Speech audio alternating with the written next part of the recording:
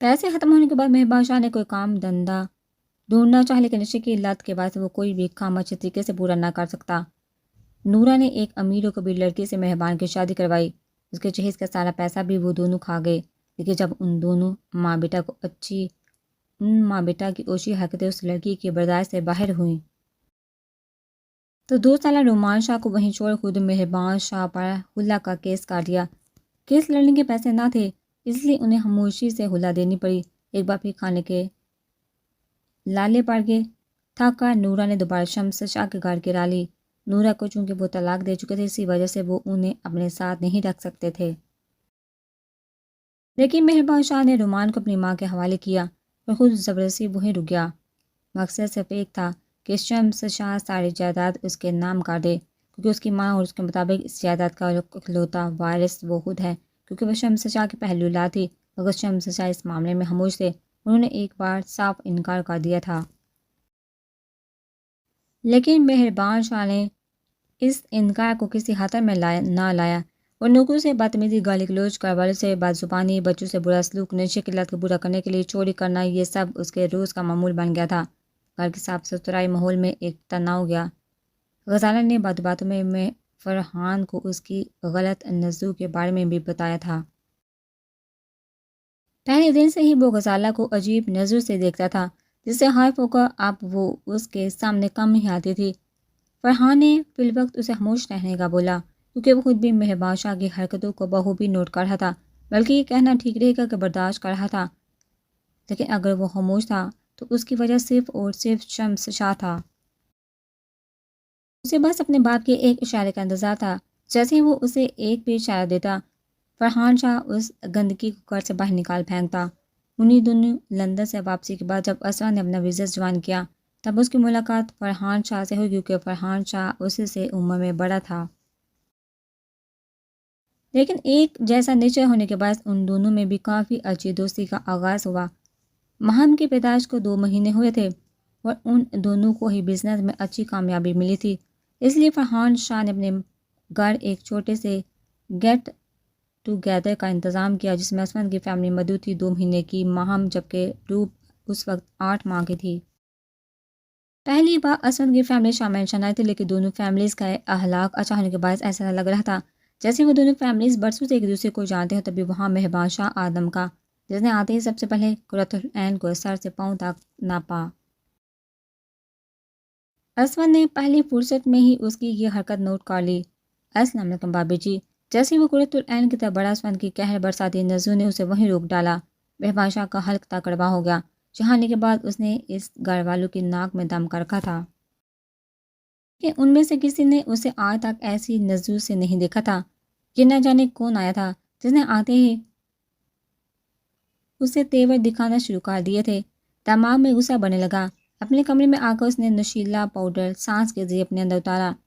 Drugs لے کر اب وہ کچھ پرسکون محسوس کر رہا تھا، لیکن نشے کا اثر دماغ پر چڑھ گیا تھا، مگر اس کے باوجود وہ گھر میں دندناتا رہا تھا۔ جیسے ہی وہ فرحان شاہ کے کمرے کے سامنے سے گزرا، غزالہ آئینے کے سامنے کھڑی شاید اپنی آنکھ میں پھیلے کاجل کو ٹھیک کرنے کی کوشش کر رہی تھی، تو بٹا بٹ سے نیچے لٹک رہا تھا۔ مہربان شاہ کی ہوس بڑی نظروں نے ان کے سراپے کا جائزہ لیا اور آس پاس کسی کو نہ پا کر جٹ اس کے کمرے میں گھس آیا۔ غزالہ نے حیرت سے اس کی اتنی جرأت کو دیکھا، پھر بنا تاؤ چیخا فرحان کو پکارنا شروع کیا۔ گھر میں اس وقت اسود اور فرحان سبھی موجود تھے۔ دونوں ہی اس کی چیخ و پکار سن کر دوڑے چلے آئے اور اس نے فرحان کے ساتھ ساتھ اسود نے بھی اسے مار مار کر گھر سے نکال دیا۔ اسود نے پولیس بلائی اور اسی کے کہنے پر جیل میں مہربان شاہ کی اچھی خاطرداری ہوئی۔ پھر اس دن کے بعد مہربان شاہ غلط کام کرنے لگ گیا۔ پہلے ڈرگ لیتا تھا، اب بیچنا بھی شروع کر دیا، جس سے اسے اچھی قیمت مل جاتی۔ اب ساری جائیداد ہڑپنے کے ساتھ ساتھ شاہ خاندان کی بربادی بھی اس کا مقصد ہی گئی تھی۔ 5 سال اس نے ڈرگز کے کام کو پروان چڑھانے اور بے شمار دولت کمانے میں لگا دیے۔ پھر ہولے ہولے اس نے ایسے لوگوں کو ہائر کیا جو فرحان شاہ کے دشمن تھے، جن کے خلاف فرحان شاہ نے کیس جیتا تھا اور جو شدت سے فرحان شاہ کو مار دینے کا جذبہ دل میں رکھتے تھے۔ اس وقت داراب اور زریاب کے بارے میں اسے معلوم ہوا، جنہیں جیل کروانا کسی عام وکیل کا کام نہ تھا، لیکن فرحان شاہ نے ان دونوں کو ایک ساتھ جیل میں سڑنے کے لیے بھجوا دیا تھا۔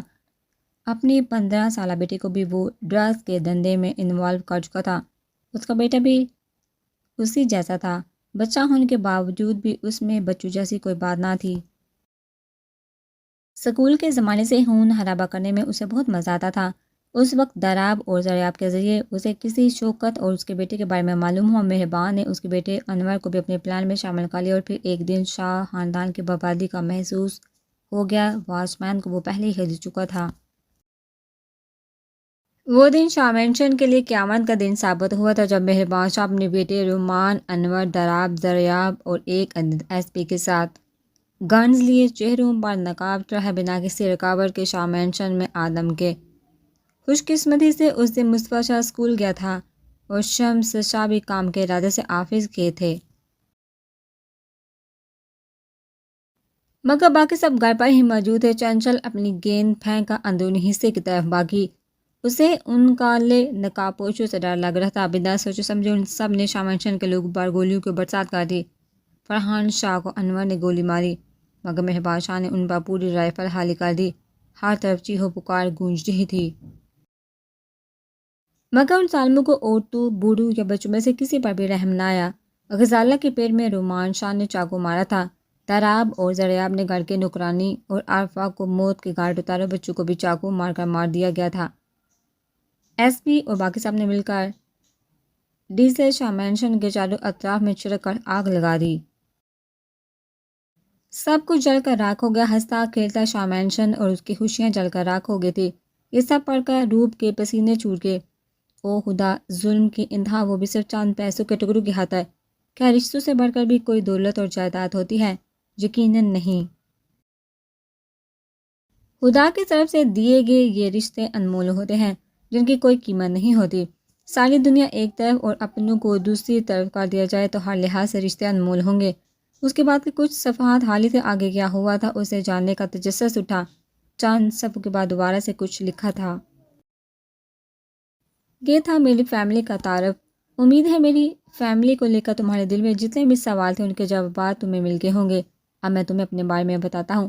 تمہاری یادوں میں شاید تب سے ہوں جب تم نے مجھے لڑائی جھگڑے سے دور اپنی گاڑی سے ٹیک لگائے دیکھا تھا، لیکن میری یادوں میں تم اس وقت سے ہو جب میں نے تمہیں تمہاری ماں کی گود میں دیکھا تھا۔ جس دن میرے گھر میں وہ حادثہ پیش آیا اس دن میں اسکول گیا تھا۔ دادا جی نے آفس سے واپسی میں مجھے پک کیا اور ہم دونوں ہی گھر کے لیے روانہ ہوئے۔ جیسے ہی ہم گھر میں دھال ہونے لگے، تب میں نے اور دادا جی نے اپنے گھر سے کچھ نقاب پوشوں کو ہاتھ میں گن پکڑے باہر نکلتے دیکھا، جنہوں نے نقاب تو پہن رکھے تھے لیکن ان میں سے صرف ایک کے چہرے پر نقاب ابھی بھی موجود تھا۔ باقی سب نے اپنے نقاب چہرے سے تھوڑا ہٹا دیے تھے۔ دادا جی کو شاید ماحول کی سنگینی کا احساس ہو گیا تھا، اس لیے انہوں نے گاڑی کو تھوڑا پیچھے لیا اور گاڑی کی پچھلی سائڈ کی طرف گاڑی موڑ لی۔ جب تک ہم پیچھے سے گھر کے اندر داخل ہوئے تب تک آگ پورا زور پکڑ چکی تھی۔ نہ جانے کیوں چاروں طرف سے گھر کے سارے کھڑکی دروازے بند تھے، شاید یہ بھی دشمنوں کی سازش تھی۔ پتھر مار کر میں نے ایک کھڑکی کا کانچ توڑا اور اندر جھانکنے کی کوشش کی، لیکن اندر کا منظر دیکھا ہم دونوں کے ہی دل دہل گئے۔ میری ماں کے پیٹ میں بھلے چاقو لگا تھا لیکن وہ زندہ تھی۔ وہ مدد کے لیے پکار رہی تھی لیکن چاروں طرف آگ پھیل چکی تھی۔ میری چنچل کا وجود ایک طرف مردہ پڑا تھا۔ دادی کی گود میں ڈیڈ کا سر تھا اور ان کا وجود بھی ایک طرف ٹہ گیا تھا، شاید انہیں بھی گولی لگی تھی۔ اور میرے بابا کا وجود اس طرح پڑا تھا جیسے انہیں کسی نے خون میں نہلایا ہو۔ میری آنکھوں کے سامنے ان سب کے وجود آگ کی لپیٹ میں اور میں کچھ نہ کر سکا۔ دادا جی مجھے لے کر دوبارہ مین گیٹ کی طرف بڑھے، لیکن وہاں ہر طرف پولیس کھڑی تھی اور اسی پولیس میں وہ لوگ بھی باوردی شامل تھے جو ابھی اسلحے کے ساتھ میرے گھر سے باہر نکلے۔ یہ سب دیکھ کر دادا جی مجھے وہاں سے لے گئے، لیکن میرے دماغ سے یہ سب کبھی بھی نہیں گیا۔ اس دن اپنی فیملی کی موت دیکھ میں نے فیصلہ کر لیا تھا، ان لوگوں کا انصاف میں کروں گا۔ دادا جی اور میری دنیا اجاڑ کر وہ لوگ خوش نہیں رہ سکتے، انہیں مرنا ہوگا۔ تب میری زندگی کا ایک ہی مقصد رہ گیا تھا، ان سب کی موت۔ پھر ایک دن دوبارہ تم سے میرا سامنا ہوا، ایک مال کے باہر، جب میرے زخم پر تم نے مرہم لگایا تو مجھے تم پر اپنی فیملی کا گمان ہوا اور میں نے دادا جی سے تمہیں اپنے پاس لانے کی ضد کی، جس پر دادا جی نے مجھے بہت ڈانٹا اور بولا کہ تم پر میرا کوئی حق نہیں بنتا، میں تمہیں اپنے پاس نہیں لا سکتا۔ اس دن ساری رات سوچنے کے بعد مجھے احساس ہوا میں غلط تھا۔ اگر میں اپنی فیملی کی یادوں میں پاگل ہوتا جا رہا ہوں تو اس کا یہ مطلب بالکل بھی نہیں ہے میں کسی اور کی بیٹی کو اسی سے جدا کروں۔ پھر ایک دن دادا جی مجھے جرمنی لے گئے میرے دماغ علاج کے لیے۔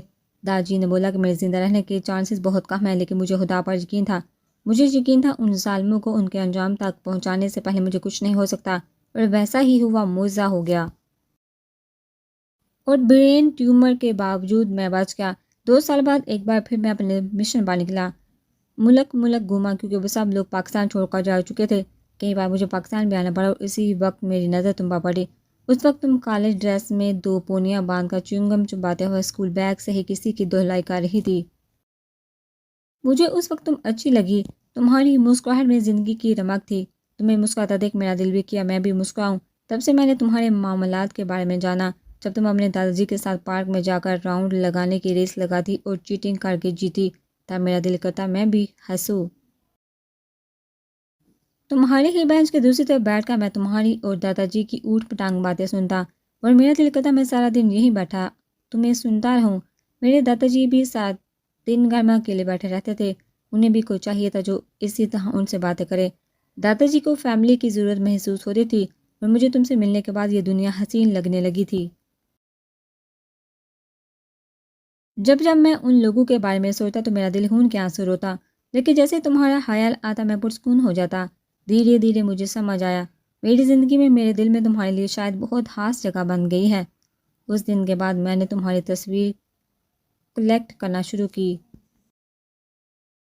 جب تم میرے پاس نہیں ہوتی تھی میں ان تصویروں میں مسکراتی زندگی کو دیکھتا، سارے غم کچھ پل کے لیے دور بھاگ جاتے۔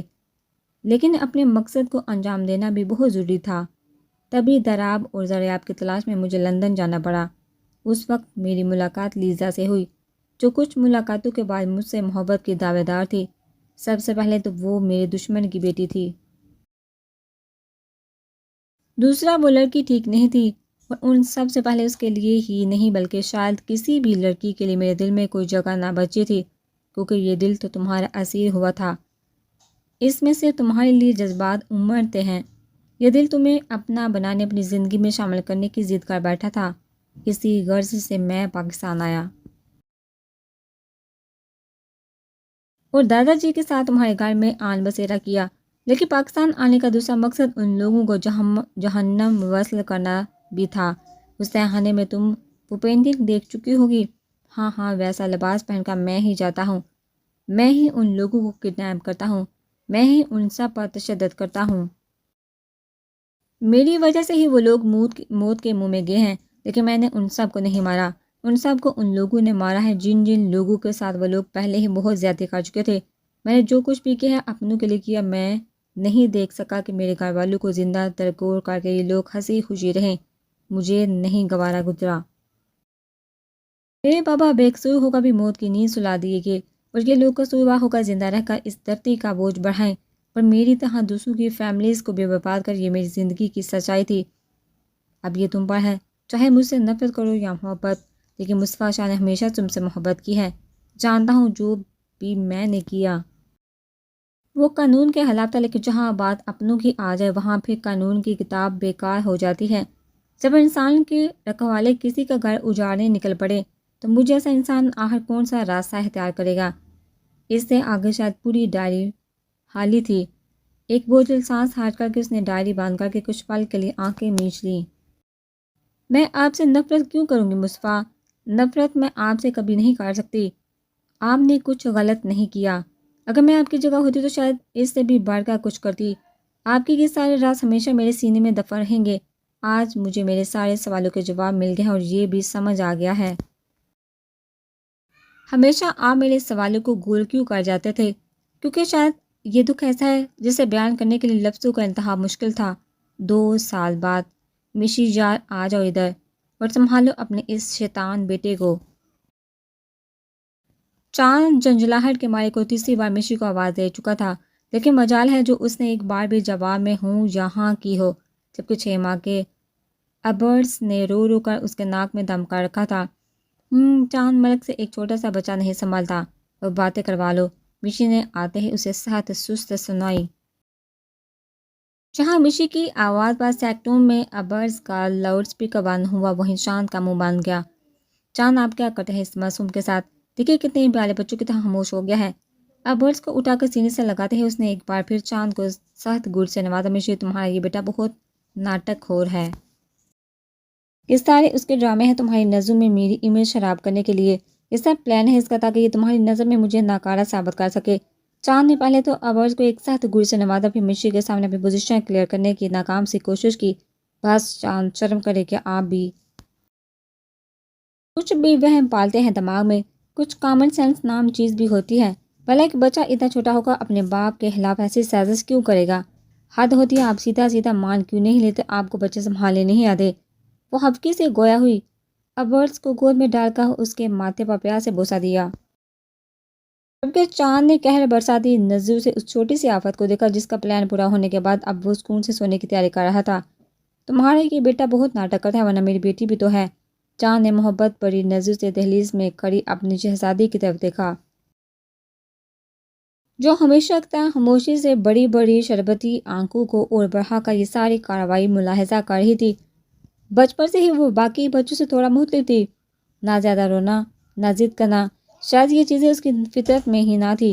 ہمیشہ خاموش رہنا، خوش ہونے پر چھوٹے چھوٹے باتوں سے تالیاں بجا کر کھلکھلانا۔